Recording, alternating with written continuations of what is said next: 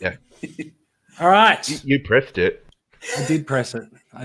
It's the thing is that usually when you press it, things don't happen immediately. I'm sure you might be familiar with that, but on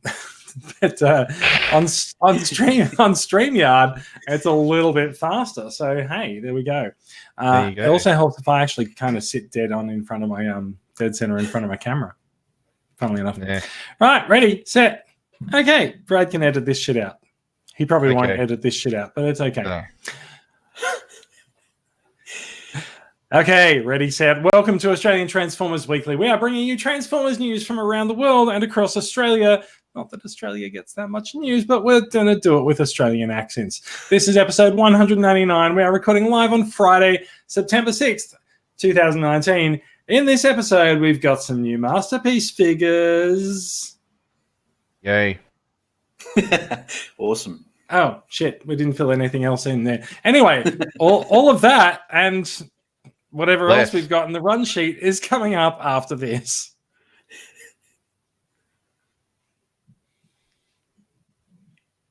Give it a few seconds.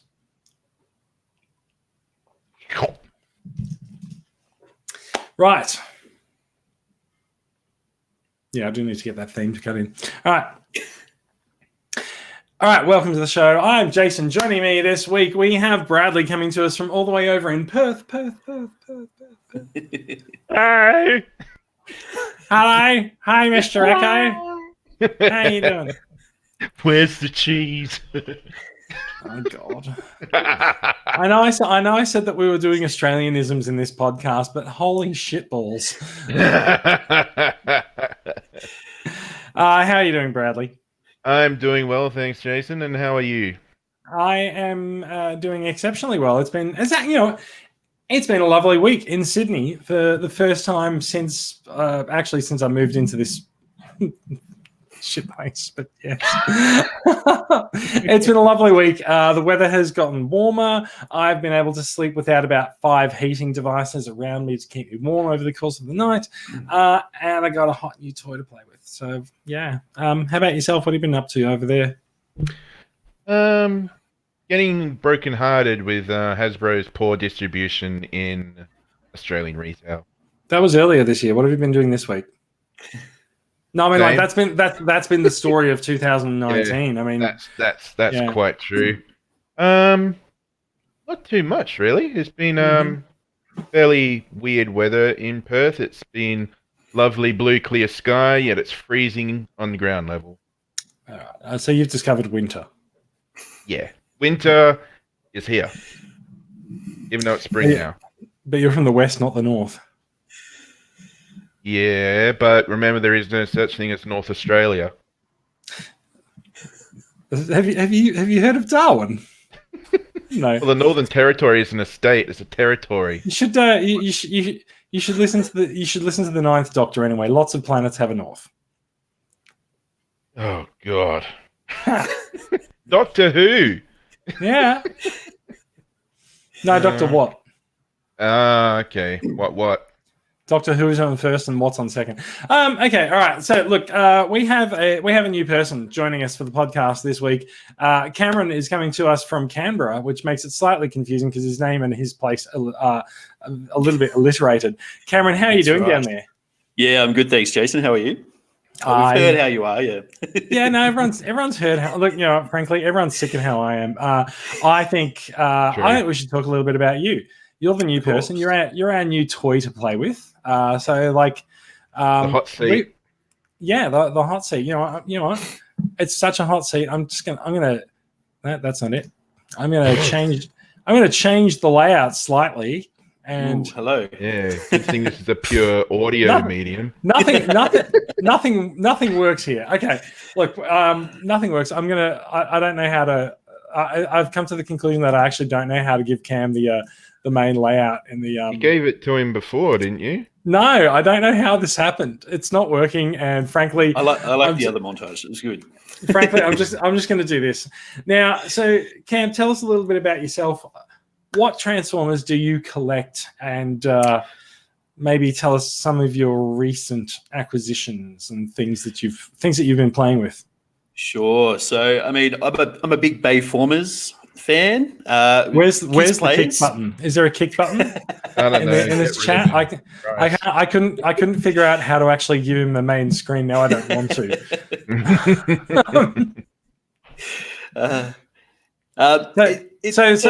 Tell us some more about this Bayformers stuff. Like, what is this? None of us are I want to familiar hear with it. all about it.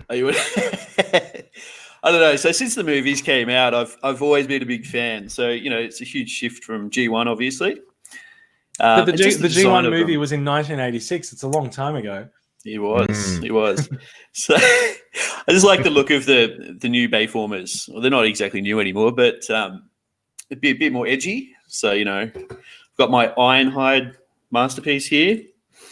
Oh yes, very nice. Nice. Yeah.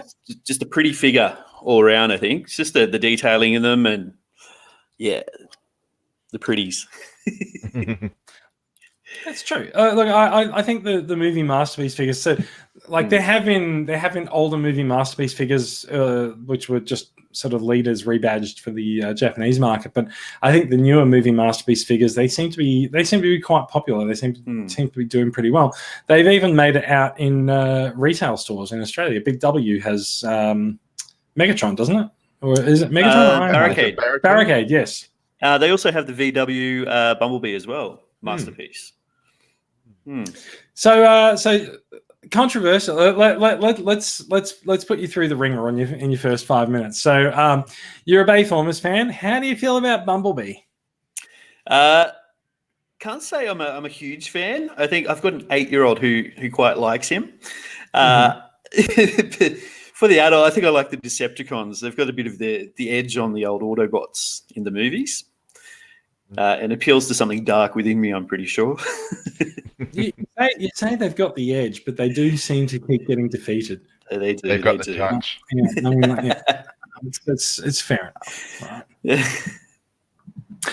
So you're a Bayformers collector, but like I've seen things that you've been collecting that are not actually Bayformers. So like, like your collecting interests are a little bit more eclectic than that. Very eclectic, yeah. So, I mean, I've got a few of the G1 reissues. I've got a few G1s from the 80s.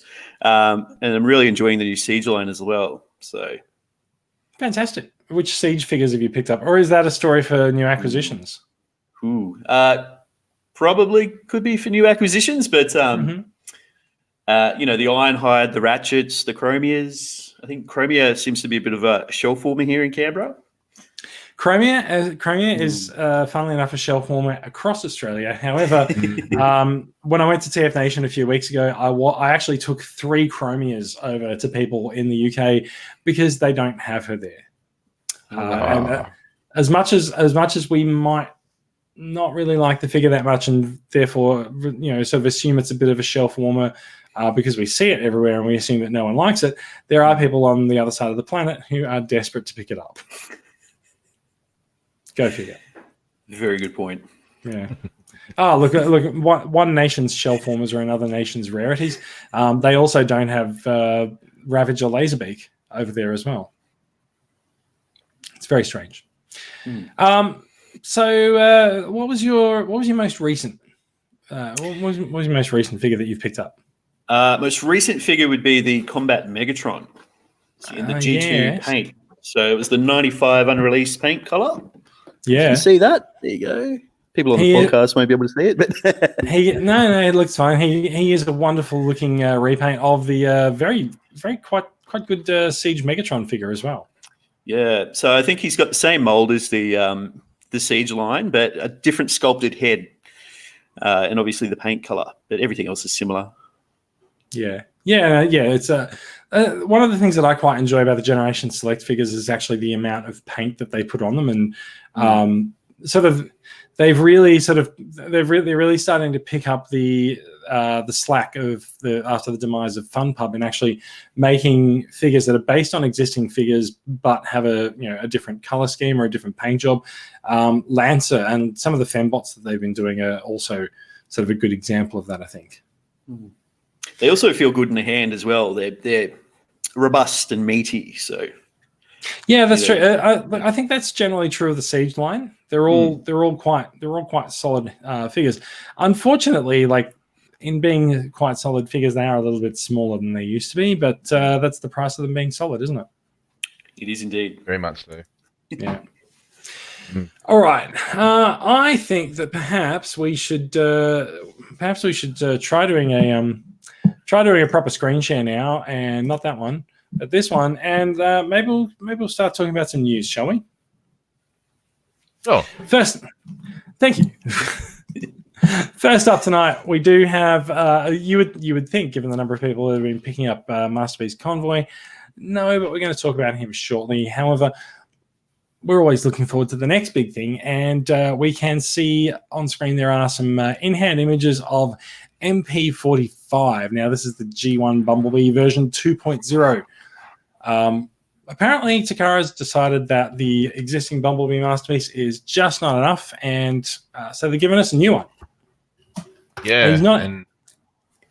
He's not a bad looker. He's not a bad looker. If you're into the cartoon aesthetic, he's much more in line with the cartoon aesthetic. You can see a couple of side-by-side figures here, and one of the things that really defined Bumblebee in the cartoon was the sort of the sweeping lines and the curve of the bonnet, and so they've really accentuated that. Whereas you can sort of see on the original MPB, it was much more I guess realistic to the car.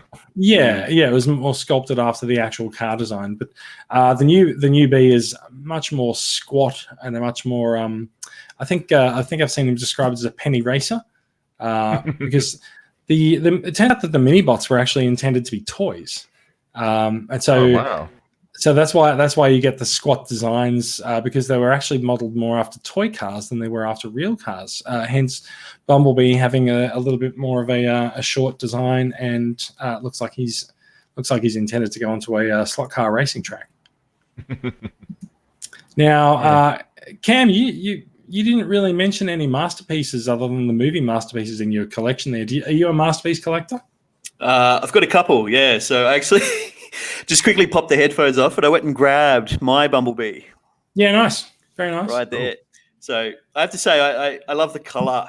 So the new one that's coming out seems to be a little bit lighter on the paint job. Yeah, I feel like he's a little bit less shiny. And it's really nice. It's really so while I'm looking at my screen, I can see notifications popping up all over my screen, but they don't come through on the feed, so that's good. He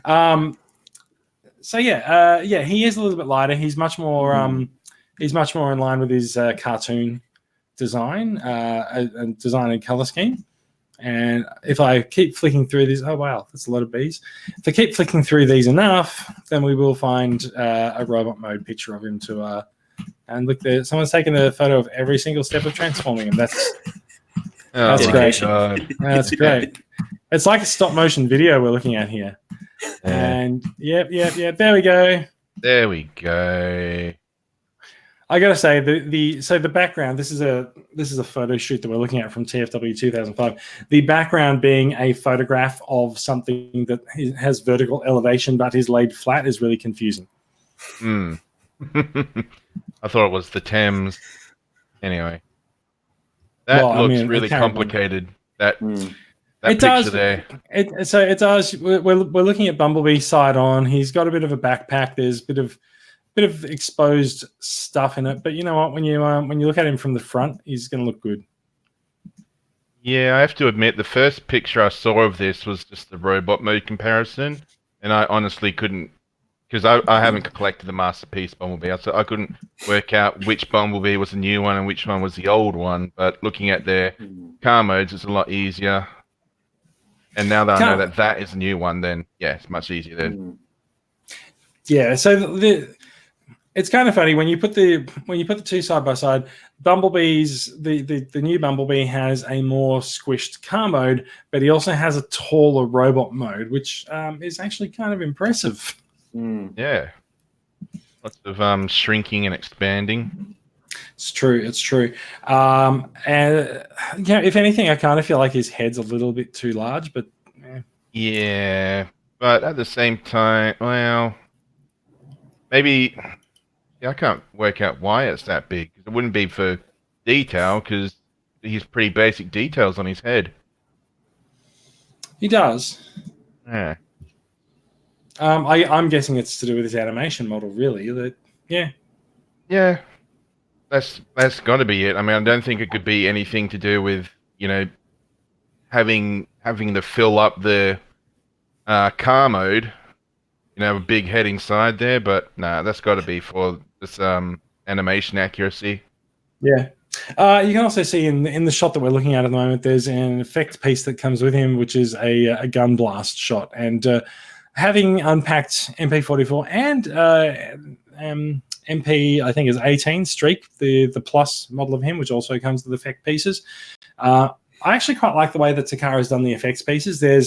So it's not just one piece. There's a base that sits over the gun, and then that sort of detaches, and then you can click any of the other effects pieces into it, which it's quite well thought out. I like it. I don't know if that's actually how they do effects pieces for other franchises. This is the only one that I've handled that has them, and it's a little bit nicer than the Siege aesthetic, which is just that something fits on. You can't swap them around. You can't put these masterpieces onto the Siege toys. The blast effects. So I think you could, if you could find the right adapter piece. I'm not sure that these pieces have a 5mm insertion point, but the parts that sit over the gun barrels would probably work just fine. Cool. So look, Streak came with 3 pieces. Prime comes with 2, and looks like Bumblebee comes with 1. But it looks like Bumblebee's effect piece is pretty much one of Prime's blaster effects. So, in fact, maybe they're using one of the ones from Prime. I don't know. There's a shot of the head replacements.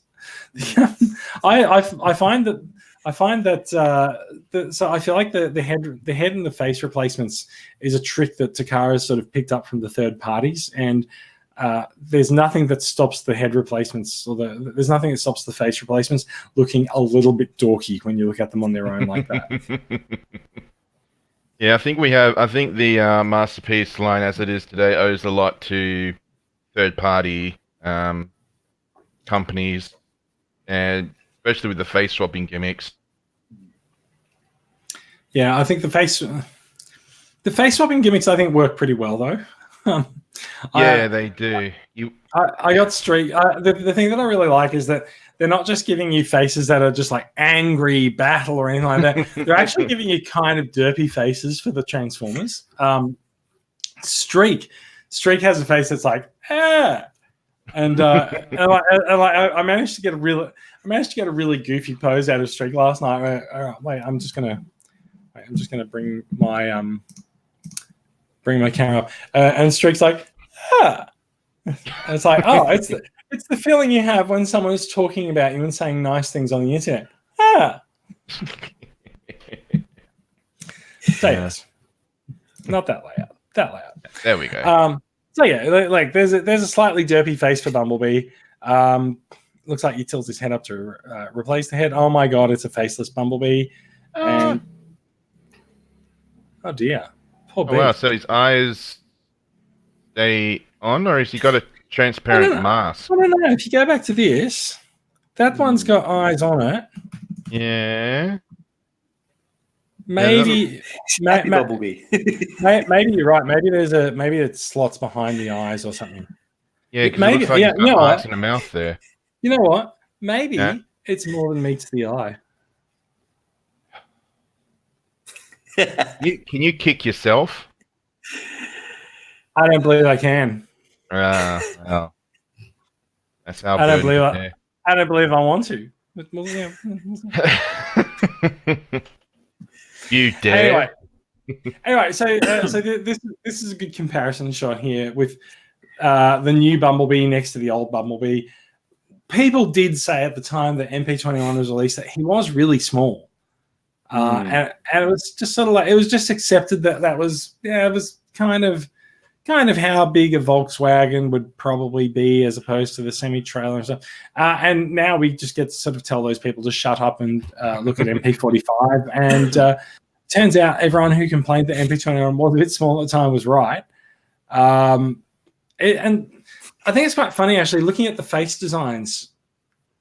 I really liked MP21. I still like it. I have liked it for a really long time. but I can certainly see where it could certainly have been improved. And I feel like his face design is sort of owes a little bit more to, I'm going to say it owes more to a chug design than it does an actual cartoon accurate design. Mm. So, Yeah. I'm just The other thing also I wondering. think. Oh, no, you go. Sorry. The There other you thing I like about the old Bumblebee compared to the new one in this photo that you've got up anyway is the old Bumblebee's a bit stockier, whereas looks like the new Bumblebee's been put on a diet. He's kind of shrunking and up. Yeah, he does. If you look at the animation shot next to him, it looks like he's a little bit less pudgy than his animation shot. Although I got to say the face design looks a little bit derpy still. I think. Mm. Yeah, that's the maximum derpage going on there. I But do feel like 21's face design is a lot more mature than Bumblebee's the 45s. yeah, definitely. But I think just because I know one concern that came with the original Bumblebee was that a lot of people were getting different colors on the same figure. I think the chest piece was all the blue plastic, and just the yellow was painted onto the blue. So I saw a lot of people going on about Bumblebee. You know, the first one, his colors were different. So I'm just wondering if this new one looks to all be one uniform color.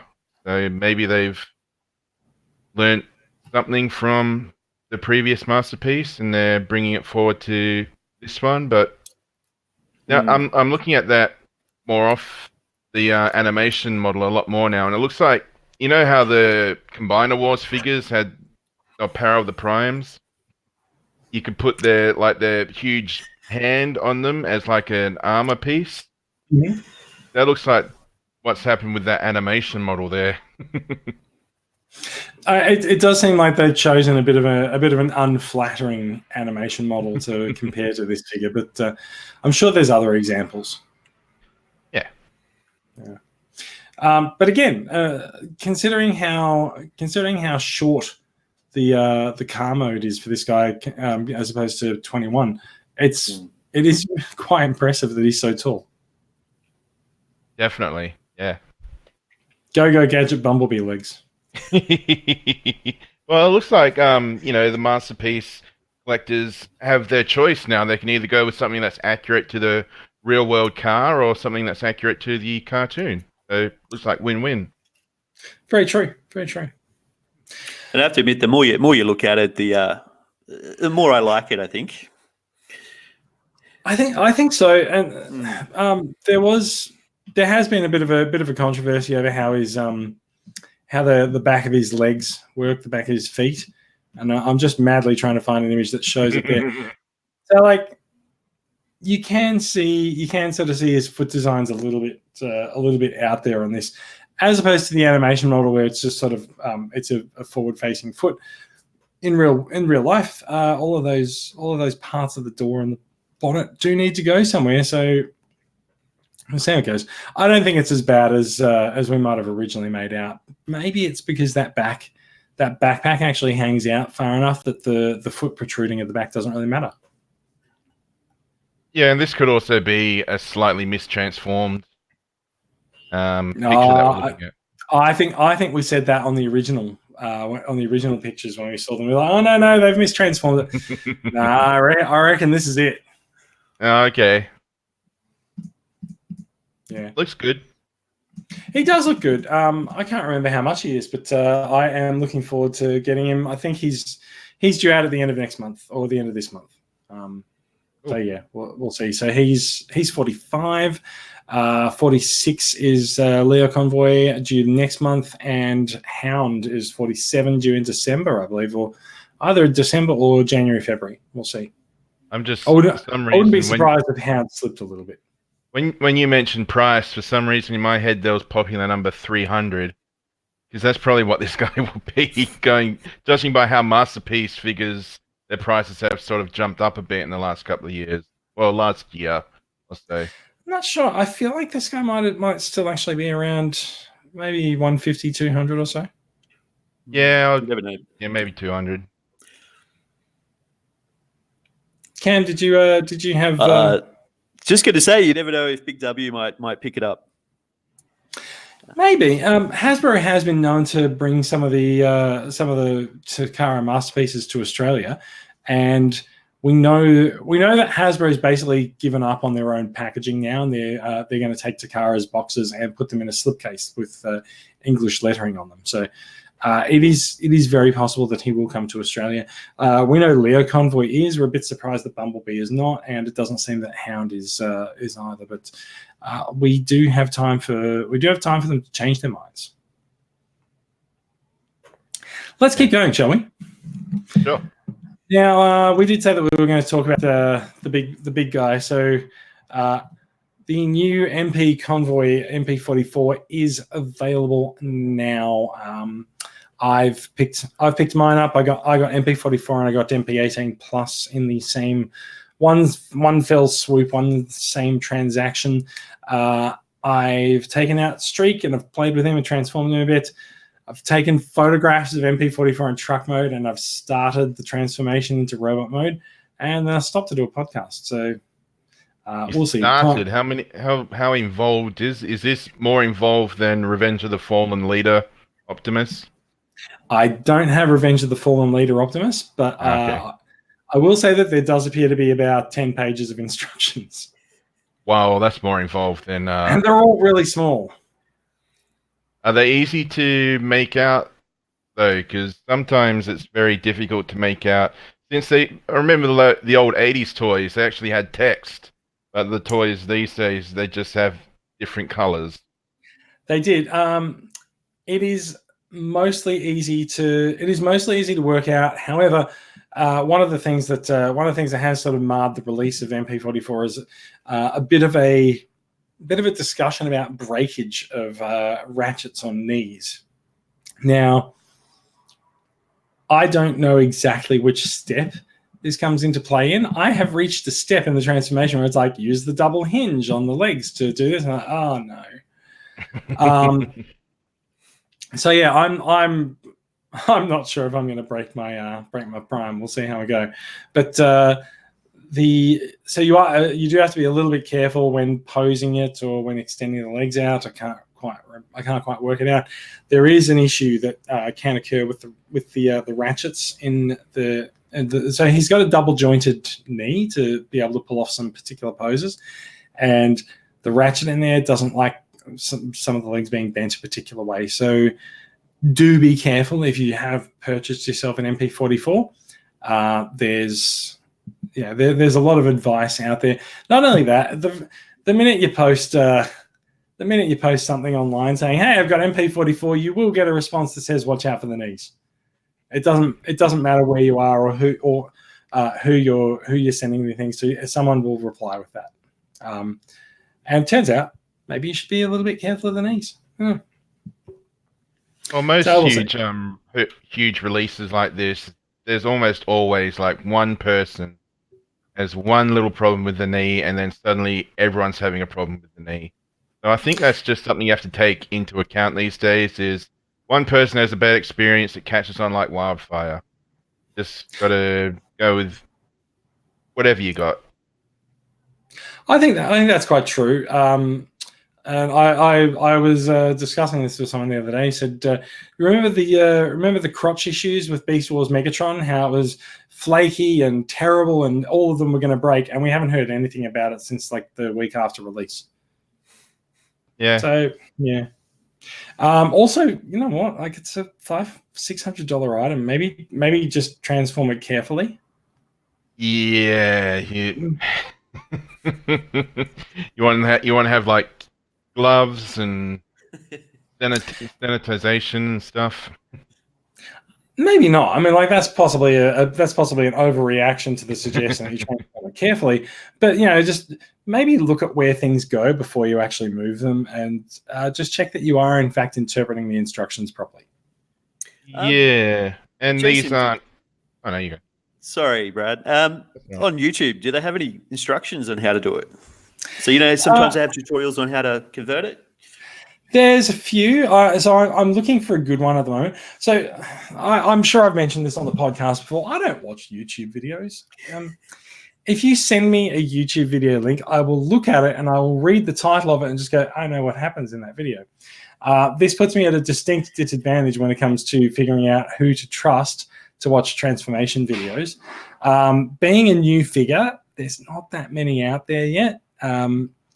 Like we are literally getting this a few days after its Japanese release, and so what I'm seeing a lot of on YouTube is there's a lot of pretty photos of the truck mode, and people are doing what I've done. They've taken it out, they've got it in truck mode, they have a bit of fun with it, they take some photos, and they film the part of their video, and then you see them pick up the truck mode and then put down the robot mode. And I'm like, hang on,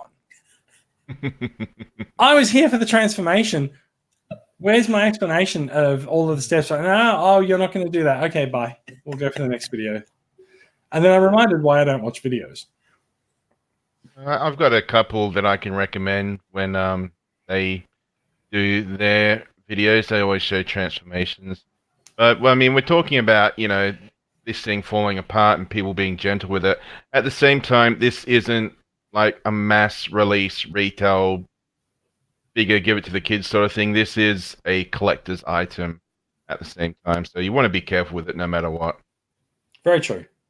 I kind of feel that seeing this side by side with MP10, I kind of feel like this is the kind of figure that you would leave on your shelf, like pose carefully and have him doing something, and then you might still pick up MP10 if you want to have a bit of a play with something.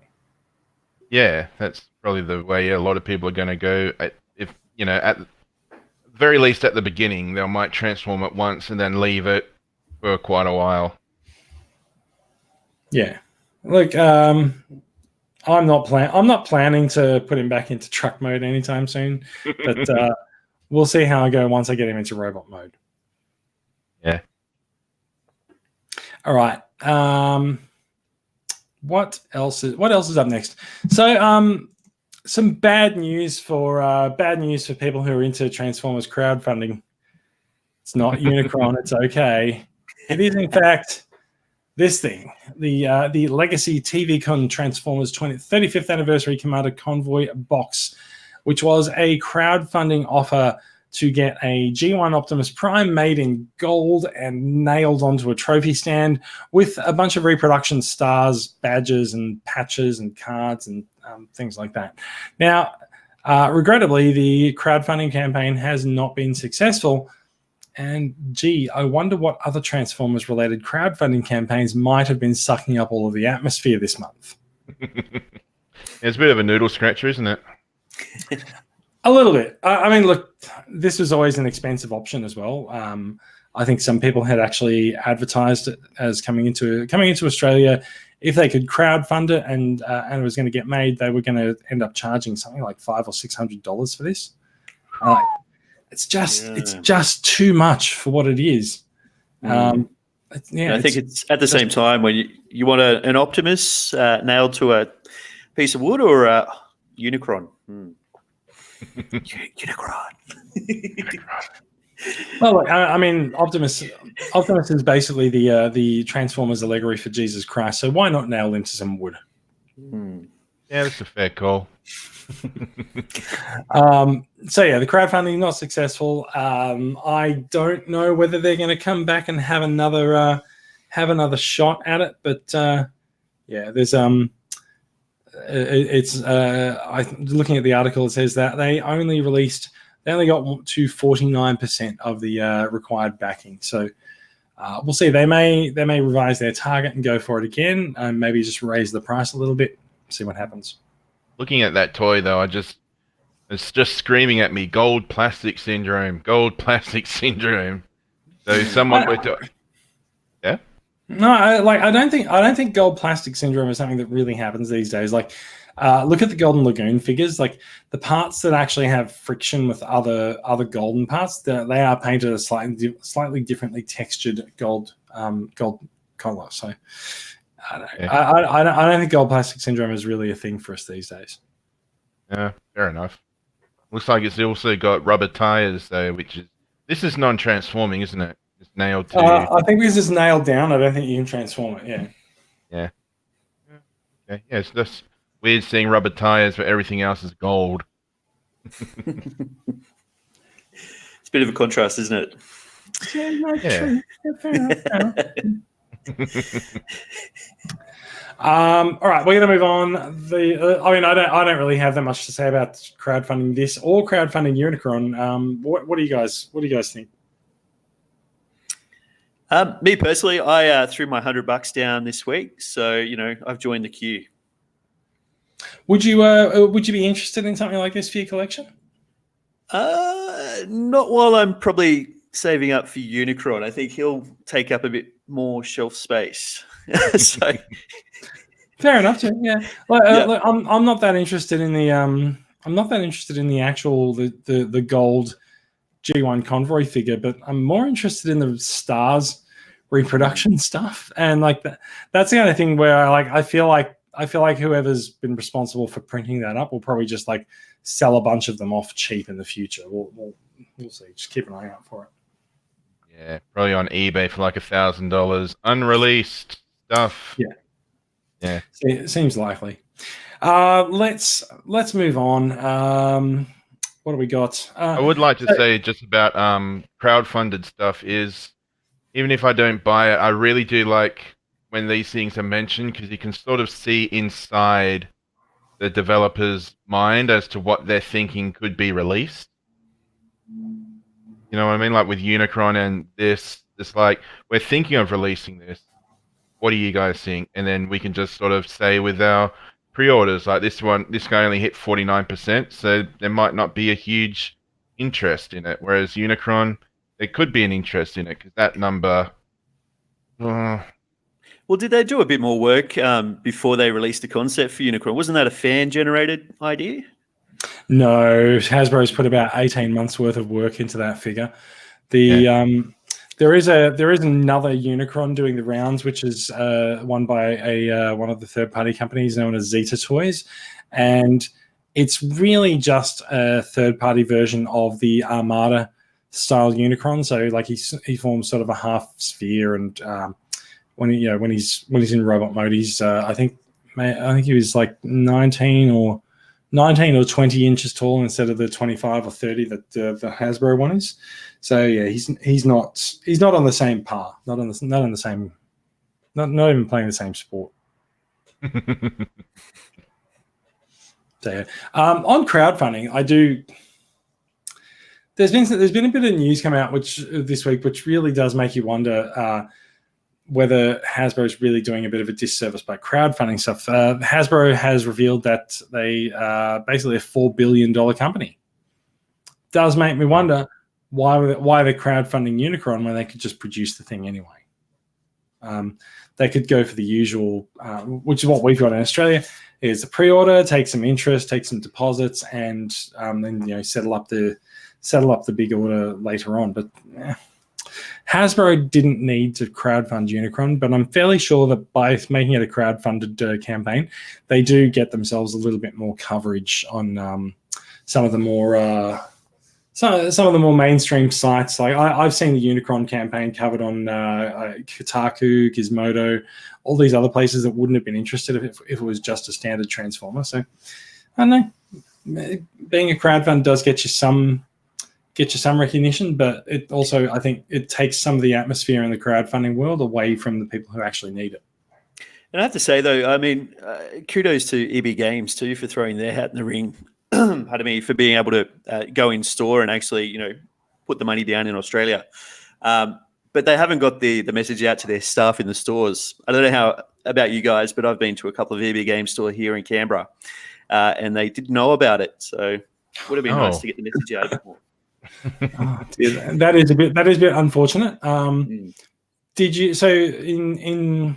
did you ultimately place a pre-order in store, or did you go online? I actually did. I wanted to just test the staff's knowledge. I went in and said, "Look, they're crowdfunding. You guys are facilitating with Hasbro the crowdfunding for Unicron.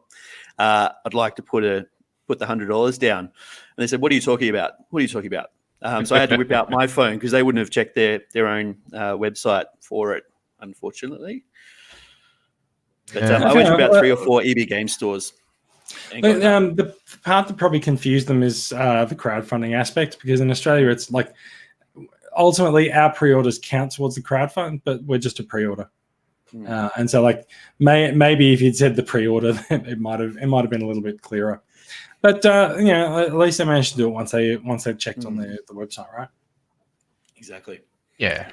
I think crowdfunding also, like if they announce a figure and say here's the pre-order, then that's great. But with crowdfunding, they can say we need this many before we even consider making it, and then the people that opt into it, they know what they're getting and they know how much they have to pay, and usually they paid it sort of straight up. So crowdfunding and pre-ordering are two very, I'd say they're different things, but it's sort of difficult to explain the difference. So, like, they are different things, but Hasbro is a large enough company that they could certainly have just gone, right, we're going to make Unicron, here's all the details, and we want you to pre-order it, and we're not going to make it unless we get 8,000 pre-orders. They don't need to get. They don't need 8,000 crowdfund backers, and I feel like them doing it that way kind of it's detracted from other companies that might have been crowdfunding stuff. Make Toys had a crowdfund going for a new Seeker this month, which has failed because I don't know, someone else has been worried. People have been worrying about the other crowdfunding, the Unicron crowdfunding instead. So I feel like in a way the Hasbro crowdfund is a little bit disingenuous. Takara has done this in the past with the Brave Fort Max repaint. They said we're not going to make it, and we're not going to make it unless we get enough pre-orders. If we get enough pre-orders, we'll do it. They didn't need it to be a crowdfunding thing, but they could run it like a crowdfunding thing and say, right, we need 6,000 people to order this, and we only got to 4,100, therefore we're not going to make it. It's easy enough to handle. Yeah, I wasn't aware that the Unicron thing was taking away from third party crowdfunding. I wasn't aware of that. I wasn't even aware they use it. But I mean, it's not like there's no proven correlation. But if all the crowdfunding attention is on Unicron in 1 month, then no one's going to read the next crowdfunding story on TFW, which says hey, go and support the Make Toys crowdfund. I'm not gonna jump in and come to Make Toys' rescue. Like, Make Toys is also a company that can manufacture toys and did not need to actually run this as a crowdfund. They were perfectly capable of actually saying, hey, we're going to do this, and we're not going to do it unless we get 2,000 orders. Yeah, true. It's certainly easy enough. The crowdfunding aspect, I think, as I said, the crowdfunding aspect of Unicron got them headlines and they got them coverage on sites that would not normally be interested in Transformers. So more power to them for that. But let's not kid ourselves that they actually needed to collect money for this thing up front in order to actually make it. True. Yeah. Good call. Now the wait can 2021. Well, the wait for now is until the 6th of October, and we'll see whether or not we've actually made it to 8,000 orders. Very good point. Yeah. All right, let's go to the next story. There's a bit of interest, really. I noticed this as I was browsing around a little bit earlier. There is a story on, I think it's on Cybertron, that has a description of how Siege's insignias come up. Now, if you open up the Siege boxes, they come with these insignias, which are sort of a large circular device that no one's really been quite sure exactly what they mean or how they've constructed them all. And so the guys from Hasbro have actually gotten out and given a bit of an explanation. So each of these military insignias carries a division, a unit, and a rank. And so the division is sort of the outer circle, the unit is the central weapon, and the rank is the lower part on the Decepticon there. And the Autobots, it has a slightly different breakdown. The division is the bottom half, the unit is the top half, and the rank is some part on the side. I don't find the rank stuff particularly well identified, and I think some of the people who've been trying to figure these out have ended up a little bit lost on exactly how to determine rank from these. Yeah, I'm just looking at the Siege packs that I got, and I really don't give a toss. about all this intricate work into making these little, little minicon. No, not minicon. What was that other one? They do bear a bit of a resemblance to Minicon faction insignias. Yeah, and why? It's just, you got a Decepticon, you got an Autobot. Fine, it's Voyager Deluxe, or it's the Target Master or Battle Master, whatever they're called. This is just pointless busy work, really, isn't it? Oh, look, I personally think it's pretty cool. It adds to the kind of mythology and the story of the line, I think. The only thing I don't get is why Starscream's only a captain. If you look at it, he's not a major underneath the general. I thought he was second in command for some reason. I don't know. I can't necessarily determine that from here either, unless there's something later on. Yeah, yep. Just above Red Alert's insignia there is Starscream's. Yeah, That's Red Alert. It's Yeah. Starscream. but I don't see how the sword represents a captain. Oh, no, it's underneath it. So it's on that It's bottom the rank. bottom part, the chevrons. That's meant to Yeah. echo their rank. Oh, I see. Right. So you I mean, can I count, don't I think, yeah. That's Yeah, but Skywarp's, and he's got a different chevron. I've just got my Skywarp one right up to my camera. The other guys can see it. And Yeah, I mean, that's Megatron's as well. So he's got the little X. Woo, Skywalker. Yeah. Like I said, I find it interesting. It's ultimately not really that particularly important for all of us to really understand. It's just it's a bit of a design conceit with the Siege line, and it's nice to know where it came from. yeah, it's true. It makes you appreciate the art a bit more, but doesn't really add much to the grand scheme of things.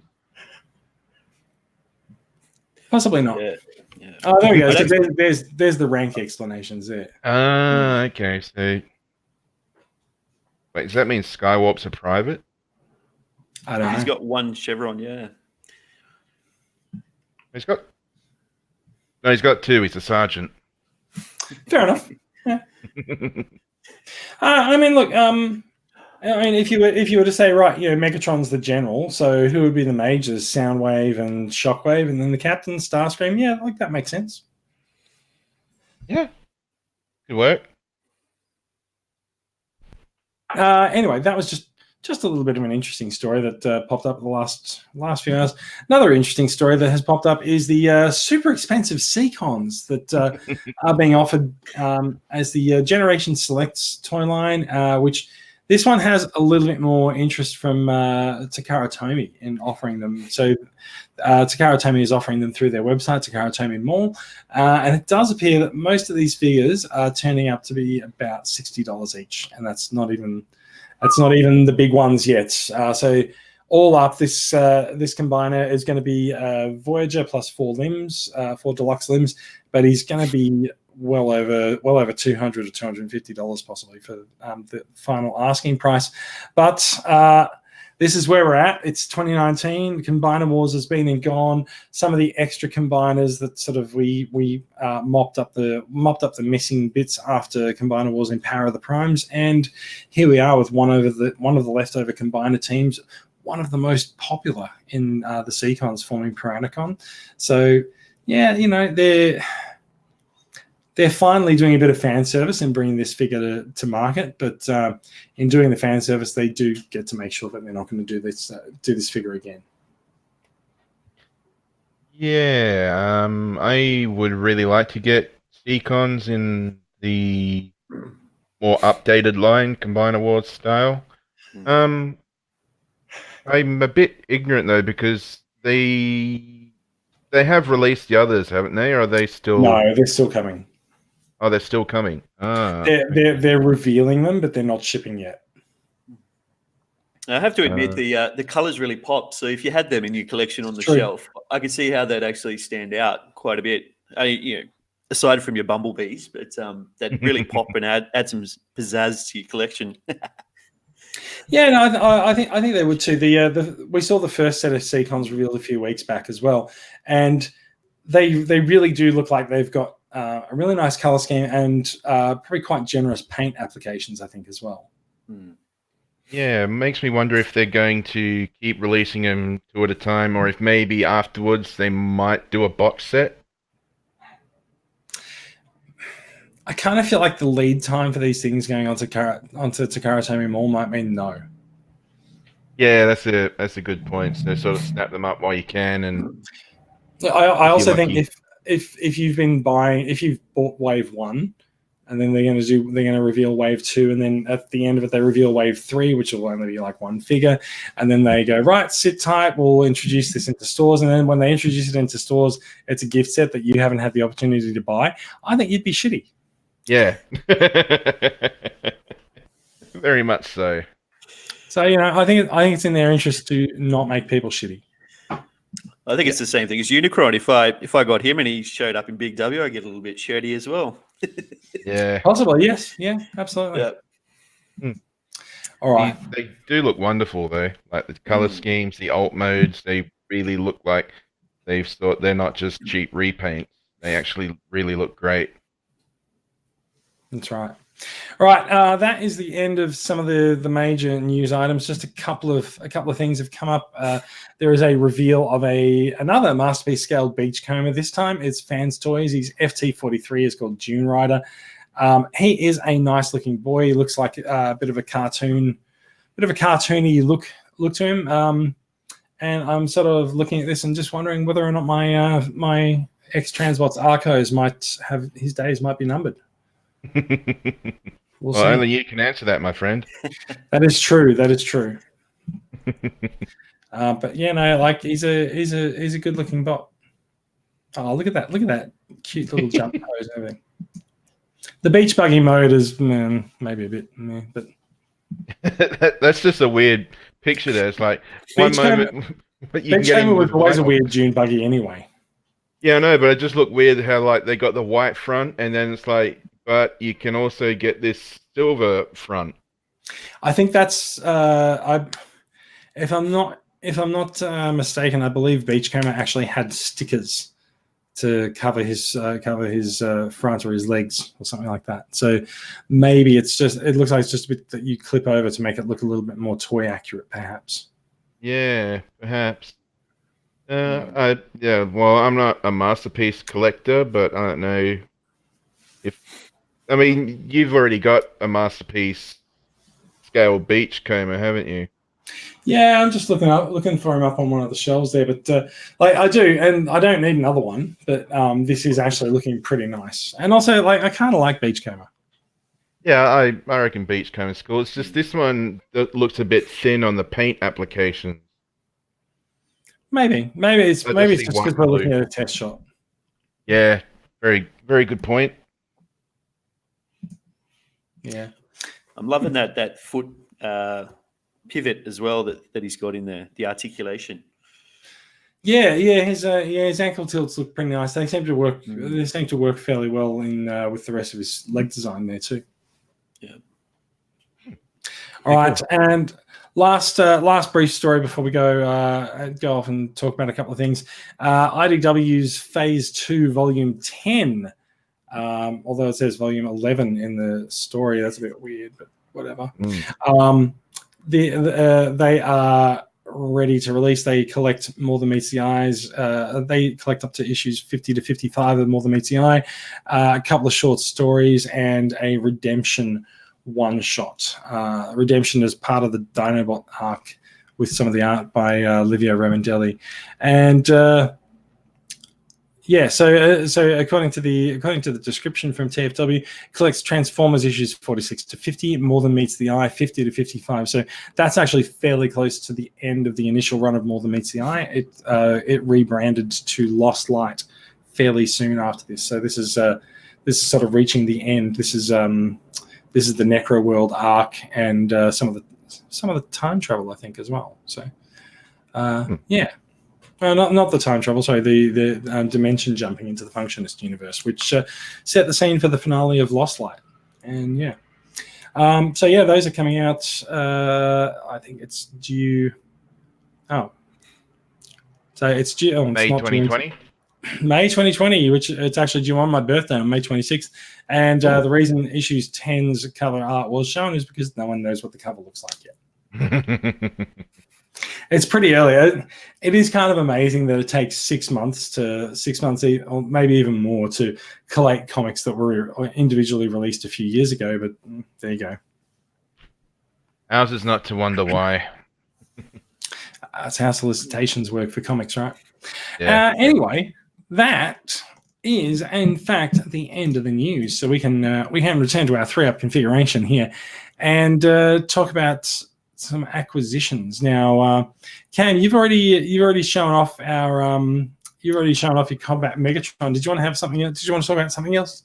I actually do. I'm lucky I've got my shelf within reaching distance, so I can grab if I need to. But just recently, I finished grabbing all 4 Studio Series Constructicons. I'm excited to build Devastator when I get them all.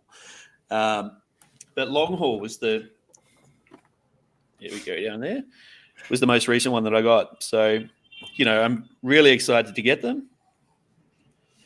And I think there were 2 more reveals just recently as well. There were. There's. I'm not sure if there's any Constructicons remain to be revealed yet or not. But I feel like there's still something hanging around. But there's been a few new reveals lately. It does seem like the Studio Series line is going to continue to go on. I feel like Studio Series has been quite popular, in fact. So yeah. Anything else you want to bring up there? Or I might. And you might be able to shed some light on this one. So I got this just recently. That looks like a Mega SCF. Is that Star Saber? Star Saber, yeah. Yeah, so basically it's a PVC figure representation. It doesn't transform, but they're collectibles, really. Yeah, I thought he was very cool, so I picked him up in a local shop. Nice. Which is very nice. Do you have any other SCFs? I don't with me at the moment, no. I think I've got a Starscream in storage. Oh, very nice, yeah. Yeah, they don't seem that difficult to come by, but I think they're a little bit of a rarity in Australia because we didn't really grow up with the culture around the sort of the collectible PVC figures. But this is Star Saber. I thought he was quite a good looking figure, and then the box as well is quite nice. Yeah, fair enough too. Bradley, how are you looking for acquisitions? I haven't got any new acquisitions, but I would like to add a little addendum to my last week's acquisitions when I was talking about Siege Skywarp. I have since got him into his Tetrajet mode, and he looks really cool. And I thought, wow, the battle damage is really obvious on this guy. And then I did a comparison with Starscream, and I don't think I'm going to be able to quite get this over quite well. The random battle damage is picture perfect on both of them. I was thinking maybe they're different. I thought, it might be different for different toys, but no, it's just exactly the same spots have exactly the same sort of damage to them. Like you can see the nose there. Yeah, look unfortunately, I noticed this when I looked at the Siege Rainmaker 3-pack, and I did make the comment last week that it does look like they've all flown through the exact same cloud of shit. Yeah, pretty much. So I was just a bit surprised with that. I was like, oh, look, he's got the same spot. Oh, look, he's got the same spot. Oh, wait, they've all got the same spots.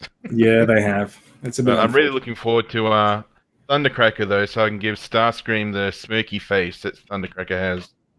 But yeah, that was all. That I don't have any new acquisitions as such. I just wanted to bring that up. So look, I've got MP44 and I've got MP18 Plus. That's about it for new acquisitions. I haven't brought 44 in. He's actually sitting on the kitchen table mid transform. So I've embarked on the nail biting, terrifying thing that is transforming MP44. Everyone, please wish me luck, and I'll see you on the flip side. Yeah, I was going to say, that's the reason why you're not going to be on next week, isn't it? Because you're going to be transforming MP44. That is, I expect to still be transforming him next week. Maybe I expect to be maybe about a third of the way through. I'm not sure yet. Best of luck with that, my friend. We'll see. Look, we're about at the end of the show. We're pretty much running to time at about an hour long. So let's wrap the show up. It is birthday month for TCCA this month. So if you're able to get to an event that we are organising in a couple of places around the country, please do head in, say hi, meet some fellow collectors. And if you can't, then maybe raise a glass and toast the club and to see how you go. And of course, when I say raise a glass and toast the club, I am of course thinking about the Leonardo DiCaprio animated GIF from The Great Gatsby, with all the fireworks going off in the background. I think that would be a good look. On that bombshell, it's time to end the show. So thank you for listening. If you are watching along with the live record, and a couple of people might have, please. Thank you for checking us out. You can find out more about these stories and more, including links to them and all sorts of other information posted in the show notes that'll be posted to the Transformers Weekly Facebook page and the Podbean site. We are all hanging around in Transformers Collectors Club Australia. I actually did not introduce Cameron properly. Cameron is the New South Wales. No, I'm the New South Wales state rep. He is the ACT state rep. You can't have my state. It's okay. You probably don't know it anyway. So the club does operate some state representatives for getting some local knowledge and just helping hand for some members in various areas. And Cam is the ACT representative, so he gets to take care of all of the politicians who are Transformers fans in Australia. So yeah, as I said, we are all in the Transformers Collectors Club Australia group on Facebook if you'd like to talk to us. If you haven't subscribed, if you found this podcast through a web search, then you can find us on iTunes, Pocket Casts, YouTube, Google Podcasts, Spotify Podcasts, and more. The RSS feed, if you really need it, which you probably don't buy these days, is on the website and in the show notes. We are a production of Transformers Collectors Club Australia. Is a registered non-profit club in Victoria that strives to make life better for Transformers fans across Australia. We do it by engaging the collecting community, going out and manning tables at swap meets and supernovas and Oz Comic Cons and all those sort of good things. So if you're at one of those events, and I think Gold Coast Oz Comic Con is coming up very soon, we will have a table there demoing some. Not really demoing, just showing off some Transformers to interested parties. So do come along and see us there. You can find out more about the club at transformerscca.com. Brad, you can be found on Twitch. Just look for the big pair of legs with the groovy guy in between them, or you can go to twitch.tv/groovyguy0069. And Cameron, we might is there somewhere that people can catch you outside of on Facebook? No, just on Facebook. Unfortunately, but very active there, so you're bound to see something from me there. Fair enough. Thank you for listening, everyone. Thank you for watching, and we will be back with more Transformers news next week, and it might be episode 200. We might see if we can do something a little bit special. We'll see how we go, maybe inviting a few extra faces onto the podcast for a big one-off blowout episode, which may not be next week, actually, because I'm not going to be around. It might be 2 weeks from now. We'll see how we go. Anyway, thank you very much, and that can be deleted and reference gone. So thank you very much for watching, and we'll be back with more next time. Toodles. Toodle Pipski. Bye. Thanks, guys.